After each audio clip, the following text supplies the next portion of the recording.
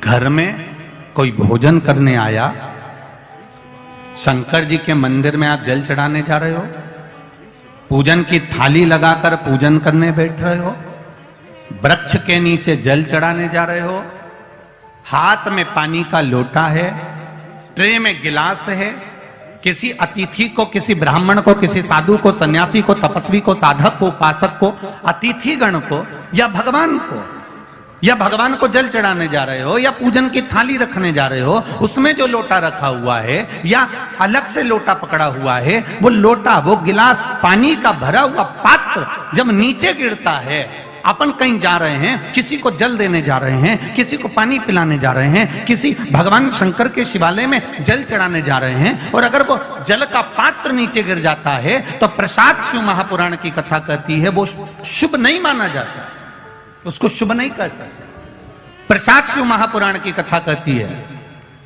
चंचूला देवी, बिंदुक की धर्मपत्नी, तुमरुका जी के यहां चली गई, तुमरुका जी से प्रार्थना करी, तुमरुका जी मेरे पति के मोक्षार्थ आप शिव महापुराण की कथा श्रवण करा दो। तुमरुका जी ने कहा कथा कहने में मना नहीं है, पर तू बेधव्य है, अगर कोई जोड़े से बैठकर आराधना करे तू कथा सुन, मना नहीं है, तू कथा सुनेगी। बेधव्य नारी अगर शिव महापुराण की कथा को श्रवण करती है तो पति के लोक को जाती है, कुंवारी कन्या शिव महापुराण की कथा को श्रवण करती है, उत्तम वर प्राप्त कर उत्तम कार्य की ओर जाती है। कोई पुरुष शिव महापुराण की कथा को श्रवण करता है, उत्तम फल को पाता है। कोई सौभाग्यवती नारी शिव महापुराण की कथा को श्रवण करती है तो वो अखंड सौभाग्य प्राप्त करती है। ऐसी पावन शिव महापुराण की कथा, तो फिर मैं बेधव्य होकर इस कथा को श्रवण कर सकती हूँ, क्यों नहीं कर सकती? तू कर कथा श्रवण। चंचूला देवी ने हाथ में जल लिया, भगवान देवाधिदेव महादेव से प्रार्थना करने जा रही है कि मेरे पति के लिए मैं शिव महापुराण की कथा करवा रही हूं, पर यजमान नहीं है, कोई जोड़ा मेरे पास में नहीं है। माता पार्वती जी ने कहा चंचूला देवी तुम शिव की आराधना करो, शंकर की आराधना करो, वो तुम्हारे यजमान बनेंगे, वो कथा के यजमान बनकर बैठेंगे, जोड़े से मैं बैठूंगी। अब चंचूला देवी पानी लेकर जाती है शंकर जी के मंदिर में चढ़ाने के लिए। जितनी बार चंचूला देवी जल लेकर शिव के चरणारविंद को शिवलिंग पर चढ़ाने के लिए जाती है, बालू का शिवलिंग बनाकर उसकी पूजन करने के लिए जाती है, जितनी बार जल का पात्र हाथ में लेती है उतनी बार पात्र गिर जाता है। अभी तक जितनी भी कथा हुई हैं, आप पुरानी कथा भी निकाल कर देखना, उस कथा में चंचूला देवी का जो आराधना का प्रसाद जल का जो महत्व है वो आज तक कथा में वर्णन नहीं आया। पर ये जो प्रसाद शिव महापुराण की कथा चल रही है बड़ौदा में, आपको पहले भी कहा कि यह कथा संपूर्ण भारतवासियों के लिए और देश विदेश में बैठे हुए भक्तों के लिए एक अलग गौरव की बात है कि यह कथा का रसतत्व अपने को मिल रहा है। चंचूला देवी के हाथ से कलश गिर गया। किसी दिन चंचूला देवी का जल अच्छे से चले जाता है, बाकी के दिन चंचूला देवी का हाथ का वो जल अपने आप गिर जाता है, वो कलश भूमि पर गिर जाता। फिर चंचूला देवी अंदर जाती है, फिर जल लाती है, फिर शिव जी को समर्पित करती है, पर एक बार का लाया हुआ जल तो नीचे गिर गया। कितनी सुंदर सुंदर बात हमारे यहाँ शिव महापुराण वर्णन करती है। मांग में माता सिंदूर भर रही हैं, मांग में सिंदूरा भरा जा रहा है, मांग में कंकु भरा जा रहा है, मांग में सिंदूर भरा जा रहा है, और वो सिंदूर नाक पर गिरता है। वो सिंदूर नासिका पर गिर गया तो कहते हैं कि कोई काल आने वाला था पति के ऊपर, वो काल टल गया और नाक पर सिंदूर आया तो नारी का सौभाग्य और अखंड हो गया, ये शास्त्र कहता।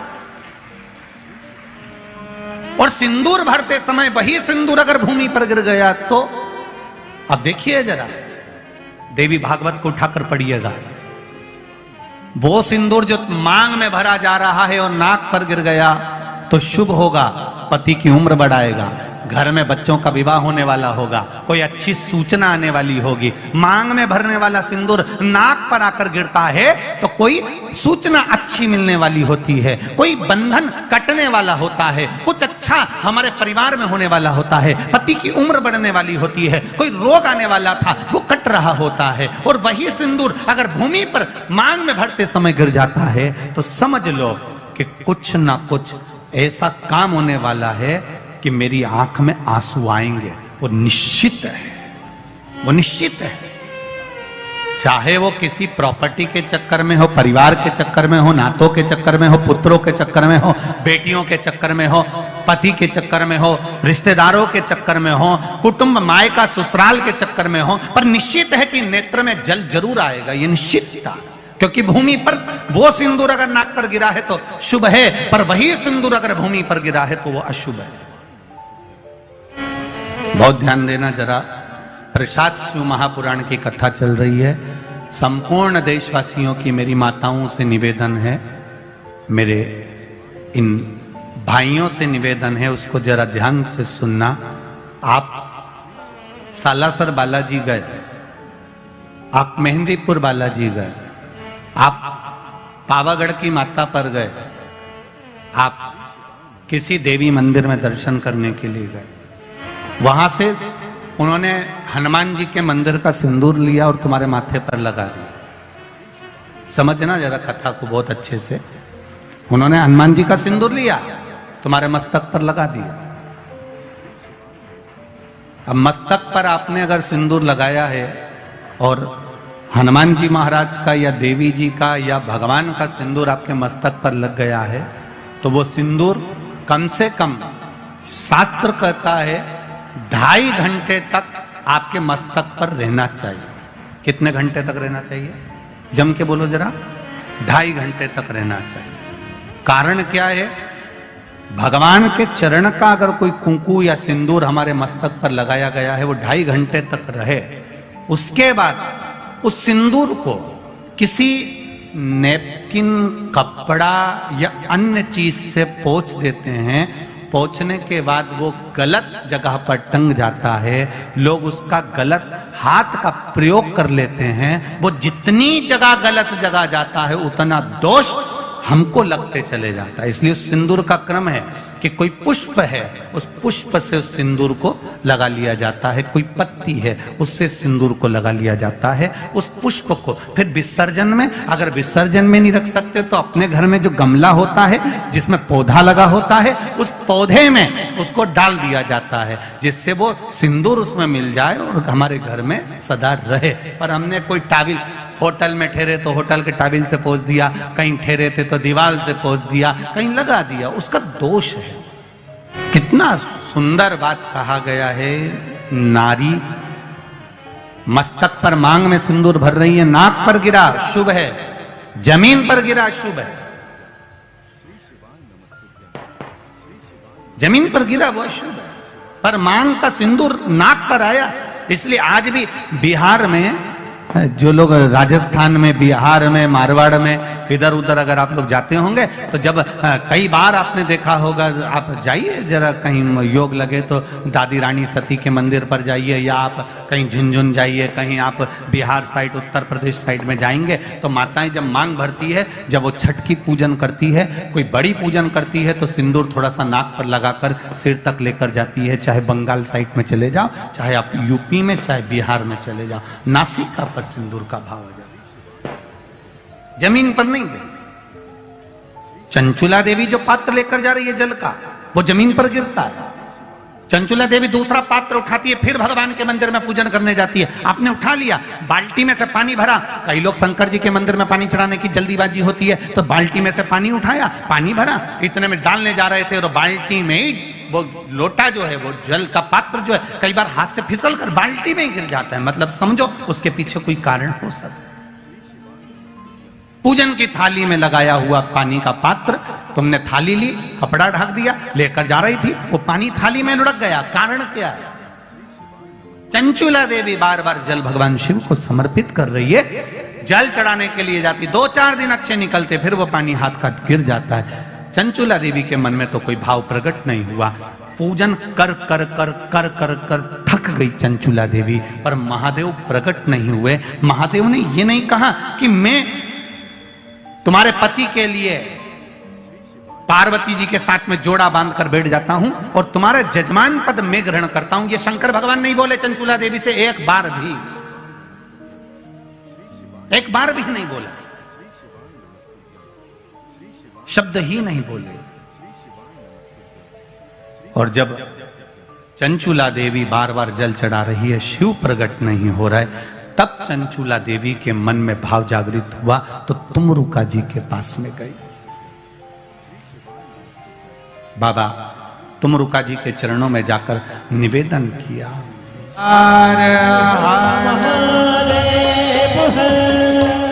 अपने स्थान पर बैठकर भगवान शिव का मूल मंत्र का स्मरण करें। भाव और भक्ति के साथ में देवाधिदेव महादेव से प्रार्थना करें। बाबा से अपने दिल की बात, अपने हृदय की बात भाव से करें। आपको पहले भी कहा, आज फिर कर रहे हैं, श्री शिवाय नमस्तुभ्यम का जब जाप शिव महापुराण में हो, उसके बाद अपने दिल की बात बाबा से जरूर कहा।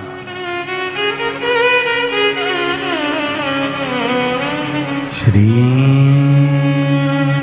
शिवाय नमस्तुभ्यं, श्री शिवाय नमस्तुभ्यं, श्री शिवाय नमस्तुभ्यं, श्री शिवाय नमस्तुभ्यं, श्री शिवाय नमस्तुभ्यं। भोला सब दुख काटो, ओ भोला सब दुख काटो। शिव शंकर जपो तेरी माला, भोले बाबा जपो तेरी माला। भोला सब दुख काटो मारा, ओ भोला सब दुख काटो मारा। भगवान शिव की कथा कर रहे हैं। चंचुला देवी तुमरुका जी के पास में पहुंच गई। अब तुमरुका जी ने पूछा, चंचुला तुम यजमान ढूंढने के लिए गई थी शिव महापुराण के लिए, किसी को जोड़े से बिठाना है, आप ढूंढने गई थी, कोई मिला? चंचुला देवी कहती हैं, मैंने पार्वती जी से पूछकर शिव जी की आराधना करी, भगवान शंकर को जल चढ़ाया, शिव जी की पूजन करी, पर शंकर भगवान प्रसन्न ही नहीं होते, प्रकट ही नहीं होते। कारण क्या है? तुमरुका जी ने कहा, तुम्हारे पूजन करने से शंकर प्रसन्न नहीं हो रहे? नहीं हो रहा। कारण क्या है? पता नहीं। तुमरुका जी ने देव ऋषि नारद को बुलाया। नारद जी आए। श्रीमन नारायण, श्रीमन नारायण। नारद जी ने आकर पूछा, तुमरुका जी क्या बात है, आपने मुझे याद किया? बोलो क्या बात है? ये चंचुला देवी शंकर जी की आराधना कर रही है, जल चढ़ा रही है, सब कुछ कर रही है, इसके बाद भी शिव पार्वती जोड़े से आकर कथा के यजमान क्यों नहीं बनते? कहा, देवऋषि नारद ने कहा कि ये जब जल लेकर जाती है, जल भूमि पर गिर जाता है। किसी अतिथि को भोजन कराते समय हाथ से गिलास, ट्रे से गिलास नीचे गिर जाता है, या पूजन करते समय कलश जमीन पर लुढ़क जाता है, या भगवान को जल चढ़ाते समय पानी का कलश जमीन पर गिर जाता है। देवऋषि नारद पुराण में कहते हैं, उसका एक कारण होता है कि जो पूजन कर रहा है, जो भोजन करा रहा है, या जो जल देने जा रहा है, उसके पूर्वज जरूर प्यासे हैं और उनको अन्न का भाग नहीं मिल रहा, इसलिए वो जल बार बार भूमि पर गिर रहा।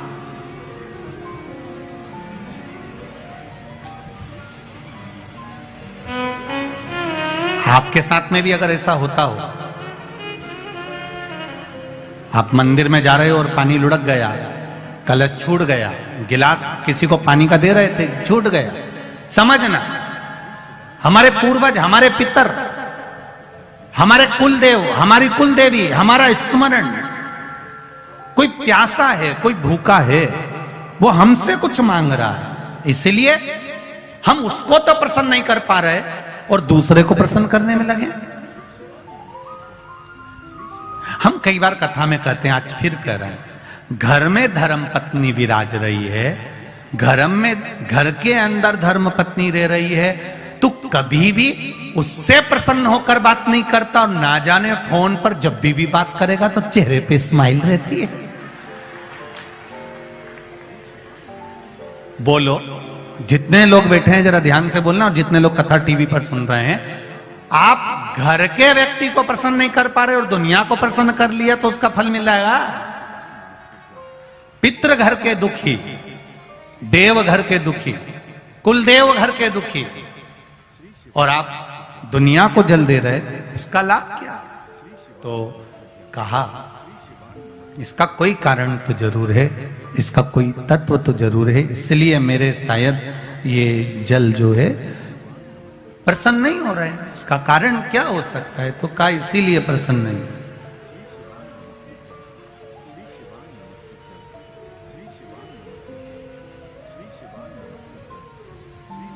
ये धर्म पत्नियां जो होती हैं ना, ये बहुत ध्यान रखती हैं अपने पति के चेहरे का। ये केवल करवा चौथ पे चेहरा नहीं देखती है। तो इस अंदाजे में मत रहना कि करवा चौथ पे अकेले वह चलनी में मुंह देख लिया। ये वो करवा चौथ पे जो मुंह देखती हैं, उस स्माइल को बाकी के दिन की स्माइल से मैच करती रहती है पूरे साल।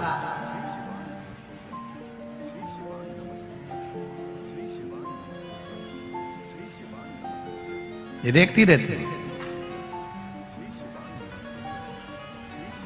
महाराज, अब चंचुला देवी को मालूम पड़ गया, देवऋषि नारद ने कह दिया जरूर इसके घर के पूर्वज बिंदु को जल नहीं मिला है, पूर्वज को जल नहीं मिला, जरूर कोई बात है, क्या करा जाए? देवऋषि नारद ने कहा, अब यह बात तो तुमरुका जी बता सकते हैं कि शंकर भगवान पितरों को कैसे संतुष्ट कर सकते हैं, पूर्वजों को कैसे संतुष्ट कर सकते हैं? वह हाथ से पानी गिरना कैसे बंद हो सकता है?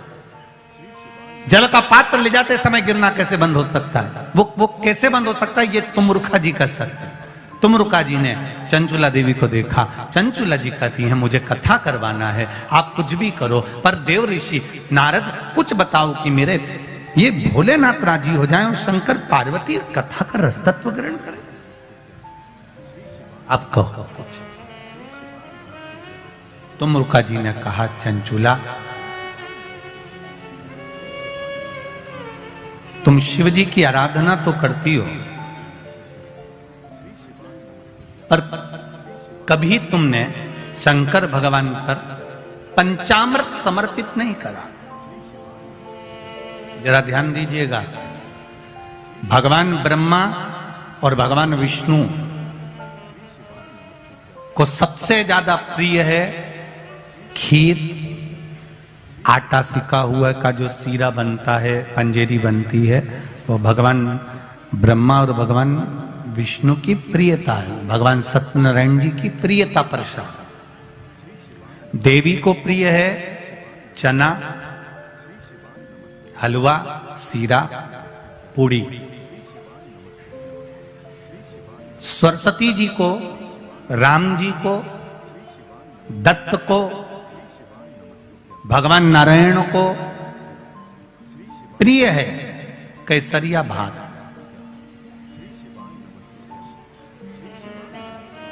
पर 33 कोटि देवी देवताओं में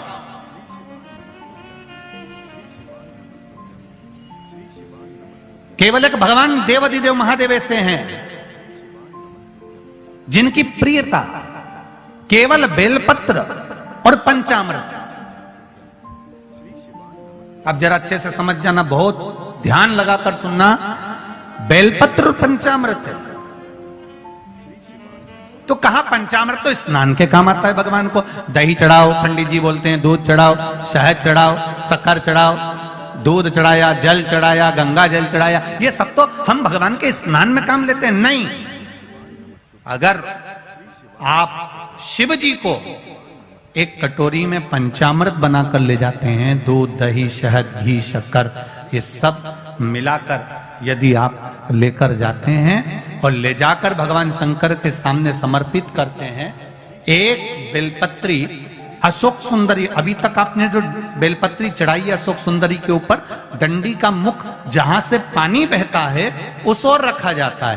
पर जब हमें ऐसा लग रहा है कि हमारे पितृ भूखे हैं या हमारे पूर्वज प्यासे हैं या उनको भाग नहीं मिल रहा, इसलिए मेरा कोई काम नहीं हो रहा, इसलिए शिव राजी नहीं हो रहा है, तो ये बेलपत्री के भाग को बदल दिया जाता है। ये बेलपत्री अशोक सुंदरी की जगह पर जब चढ़ाया जाता है तो ये पत्ती का जो भाग है जहां से पानी बहता है उस ओर रखा जाता है, और ये डंडी का भाग शिवलिंग की ओर रखा जाता है। और यहीं पर भगवान शंकर को जो तुम पंचामृत बनाकर लेकर गए हो वो पंचामृत चढ़ाया जाता है, और वही पंचामृत थोड़ा सा शिवलिंग पर चढ़ा दिया जाता है। उसके बाद में पितृ पूर्वज जल की आस नहीं रखते, न भोजन की आस रखते हैं, क्योंकि शंकर उनको तृप्त कर देते हैं, शिव उनको पूर्ण कर देते हैं।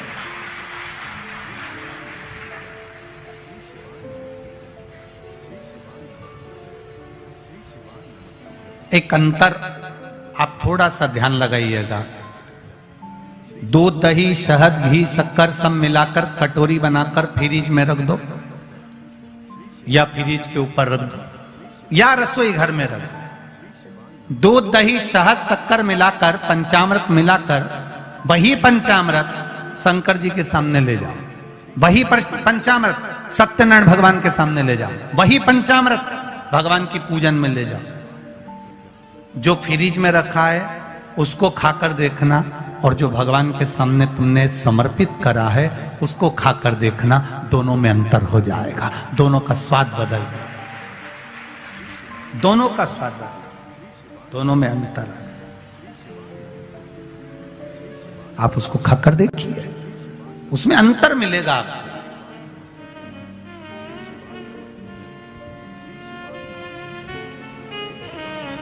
मेरे नारायण के सामने पहुंचा तो भी वो प्रसाद, मेरे ब्रह्मा जी के सामने पहुंचा तो भी वो प्रसाद, माता रानी के सामने पहुंचा तो भी वो प्रसाद है, सत्यनारायण भगवान के सामने पहुंचा तो भी वो प्रसाद है। पर दूध, दही, शहद, शक्कर, पंचामृत जो बना हुआ मेरे देव अधिदेव महादेव के सामने पहुंचा, वो केवल प्रसाद नहीं है, वो औषधि निर्मित हो जाती है, और उस औषधि से शरीर के ना जाने कितने रोग समाप्त हो जाते हैं। मात्र औषधि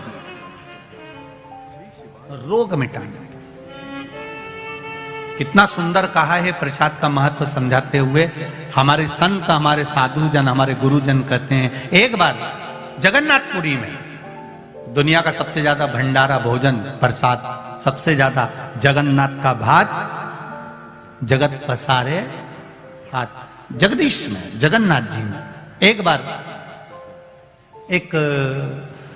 बार माता लक्ष्मी जी के मन में आया कि मैं जगन्नाथपुरी में, भगवान नारायण से पूछा, मैं आई हूं जगन्नाथपुरी में, जगदीश में, प्रभु आप अपनी बहन के साथ हो, आप बलभद्र जी के साथ में हो, आप स्वयं बैठे हो, मैं रुक्मणी, मेरे साथ आप नहीं हो। भगवान ने कहा, रुक्मणी तू जगन्नाथपुरी में रहे, आराम से प्रसाद का निर्माण कर, और प्रसाद बनाकर तू मुझे पवा।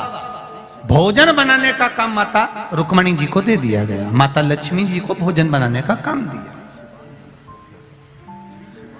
जगन्नाथपुरी में आज भी जो पंडा होन, रसोईया होन, जो जगन्नाथ जी का भात बनाते हैं, भोजन बनाते हैं, प्रसाद बनाते हैं, आज भी आप उनसे पूछेंगे तो वो यही कहेंगे कि हम भगवान जगन्नाथ जी की अर्धांगिनी है। आज भी अगर पंडित या वहां के जो रसोईया हैं वो भोजन बनाते हैं तो लक्ष्मी जी के भाव से, रुक्मणी जी के भाव से बनाते हैं। अब रुक्मणी जी ने भोजन बनाया, भगवान को पवाया। अब भगवान को पवाया तो भगवान तो भगवान।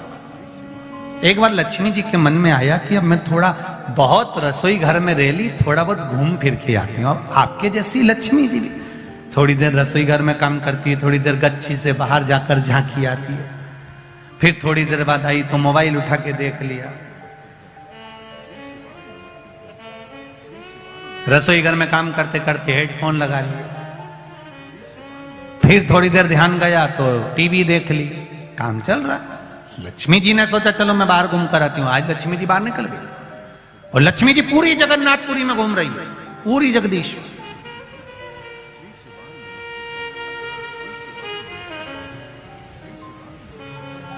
सुबह का समय था।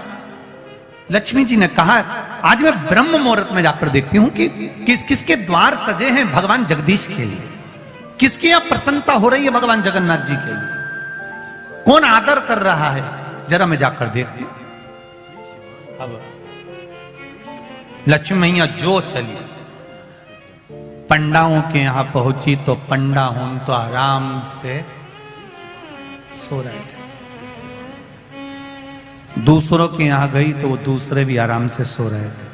केवल एक सुबह सुबह झाड़ू लगाने वाला स्वीपर जो था, झाड़ू लगाने वाला जो था लक्ष्मी जी, उसको देखती है कि बताओ ब्रह्म मुहूर्त में उठकर, सुबह से उठकर झाड़ू लगा रहा है, आज तो मैं इसी के घर जाऊंगी। और लक्ष्मी जी सुबह सुबह सुबह सुबह जहां झाड़ू लगा रहा था उसी के झाड़ू लगाते लगाते लक्ष्मी जी उसके पीछे पीछे चलने लगी। हमारे सनातन धर्म में आज भी शुभ माना जाता है अगर स्वीपर झाड़ू लगाए और वहां से आप निकल कर चले जाओ तो जरूर कोई शुभ कार्य होने वाला होता है, उसकी सूचना हमारे यहां दी जाती। लक्ष्मी जी पीछे पीछे चली।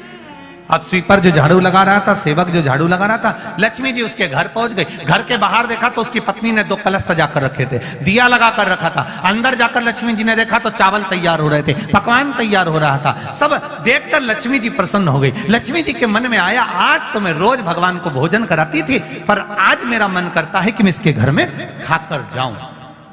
और लक्ष्मी जी उसके घर में पहुंच गई। लक्ष्मी जी ने हाथ जोड़कर कहा मैं लक्ष्मी, मैं रुक्मणी, मेरा मन है मैं आपके घर में भोजन करूं। उस झाड़ू लगाने वाले की धर्म पत्नी ने कहा वाह वाह मां, बड़ी कृपा करी आपने, आज मेरे यहां प्रसाद पाओगे। हाँ, लक्ष्मी जी बैठकर भोजन कर रही थी, इतने में बलभद्र जी घूमते घूमते आ गए। किसी ने कह दिया होगा बलराम जी को कि सुबह सुबह जब निकलो तो थोड़ा घूमना चाहिए। कहते हैं लोग, ऐसा नहीं कि नहीं कहते, हमसे भी कहते हैं थोड़ा घूमा करो महाराज, जाड़े हो रहे। हम भी प्रयास करते हैं कि सुबह सुबह घूमें। हमने कई बार प्रयास कर कर देखा, हम जब भी घूमने निकलते कोई गाड़ी वाला आकर हमको वापिस छोड़ जाता है।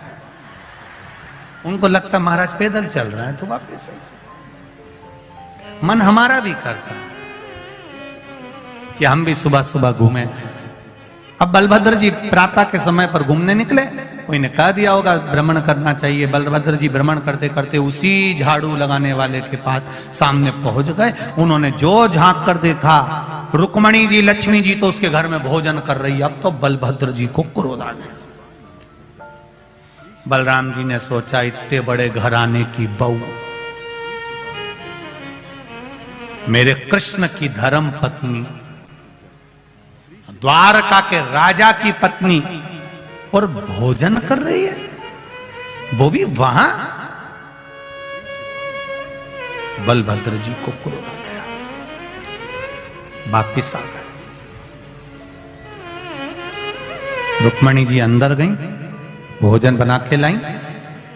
ले आओ जगन्नाथ, पाओ जगन्नाथ।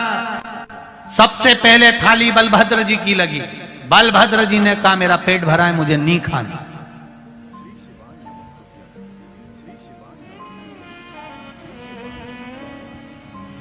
अब ये लक्ष्मी जी के, रुक्मणी जी के जेठ जी हैं, और जेठ जब तक ऐठे नहीं तब तक काय का जेठ।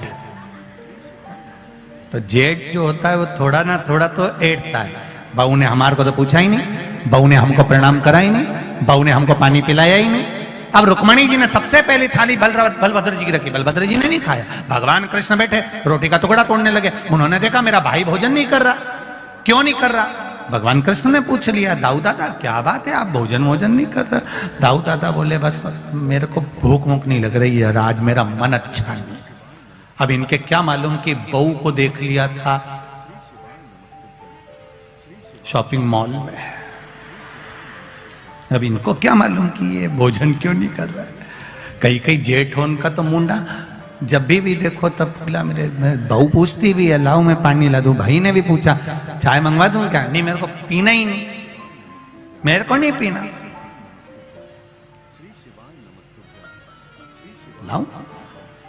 भगवान कृष्ण ने पूछा, दाऊ दादा सबसे पहले भोजन आप करते हो, अरे आपको भूख नहीं लग रही? नहीं, मेरे को भूख नहीं लग रही, मैं भोजन नहीं कर, और इसके हाथ का तो बिल्कुल ही नहीं करूंगा। अब तो कन्हैया को संकट पड़ गई। कन्हैया ने सोचा जरूर कोई बात है, जरूर कोई बात।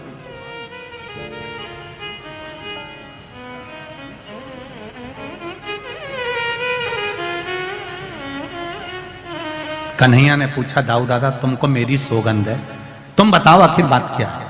अरे कन्हैया, इतने बड़े यदुकुल की बहू, इतने बड़े कुल की बहू वहां पहुंच गई भोजन करने के लिए,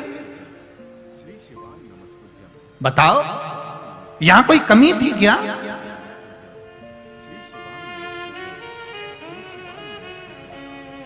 दाऊ दादा मैं भोजन नहीं करूंगा। भगवान कृष्ण से कहा, रुक्मणी जी ने आप तो भोजन कर लो। भगवान कृष्ण कहा मुझे भी भोजन नहीं करना, अब भाई का पक्ष तो लेना ही पड़ता है, नहीं करूंगा। रुक्मणी जी ने कहा ठीक है करो। दोनों की थाली उठा के साइड में धर ली। ताऊ जी ने कन्हैया से कहा, बताओ स्वारी तक नहीं बोल रही, एक बार कम से कम क्षमा तो मांगना चाहिए कि गलती हो गई, मैं तुम्हारे हाथ का भोजन नहीं करूंगा। दाऊ जी ने कहा। भगवान कृष्ण ने भी कह दिया ठीक है, हम भी तुम्हारे साथ में।